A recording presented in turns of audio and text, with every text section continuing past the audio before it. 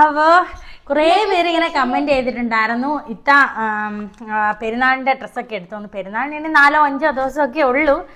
Dress എടുക്കണം മുത്തുമണി, എടുത്തില്ല കേട്ടോ. പിന്നെ ഇന്ന് നമ്മളൊരു യാത്രയൊക്കെ കഴിഞ്ഞ് ഒത്തിരി ക്ഷീണിച്ചാണ് വന്നത്. ഇപ്പം തന്നെ സമയം ഒരു 10 മിനിറ്റ് കൂടെ ഉള്ളൂ നോമ്പ് തുറക്കാനായിട്ട്.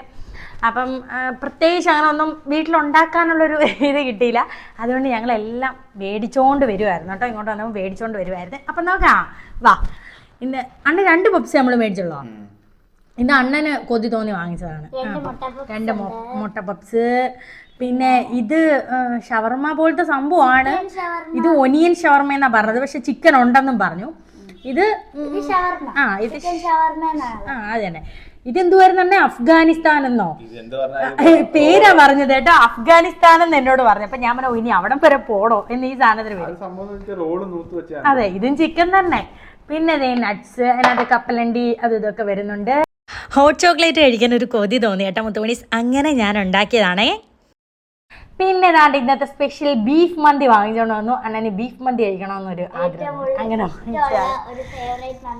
പിന്നെ ഇത് റോസ് മിൽക്ക് ആണ്. പക്ഷെ ഇതിനകത്ത് ഒരുപാട് സാധനങ്ങൾ ചേർത്ത് എന്താണെന്ന് വെച്ചാൽ എക്സ്ട്രാ ഞാൻ ഏത്തക്ക ചേർത്തിട്ടുണ്ട്, നട്ട്സ് ചേർത്തിട്ടുണ്ട്, അങ്ങനെ പഞ്ചസാര ഒക്കെ കൂടിയിട്ടുള്ളൊരു റോസ് മിൽക്ക്. നമുക്ക് കഴിക്കാനുള്ള സംഭവമൊക്കെ ഇടാം. അങ്ങനെ ഇന്നീൻ്റെ സാധനമൊന്നും വേണ്ടില്ല, നമ്മുടെ വീട്ടിലുള്ളതൊക്കെ ഇടാം.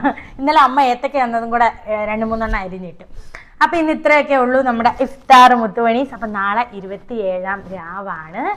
അപ്പം പ്രത്യേകമായിട്ട് നിങ്ങൾക്ക് ഫുഡൊക്കെ ഉണ്ടാക്കുന്നുണ്ടോ? അങ്ങനെ ഉണ്ടെങ്കിൽ എനിക്ക് റെസിപ്പിയൊക്കെ പറഞ്ഞു തരണം കേട്ടോ മുത്തുമണീസ്, കമന്റ് ബോക്സിൽ. അപ്പം ടാറ്റാ.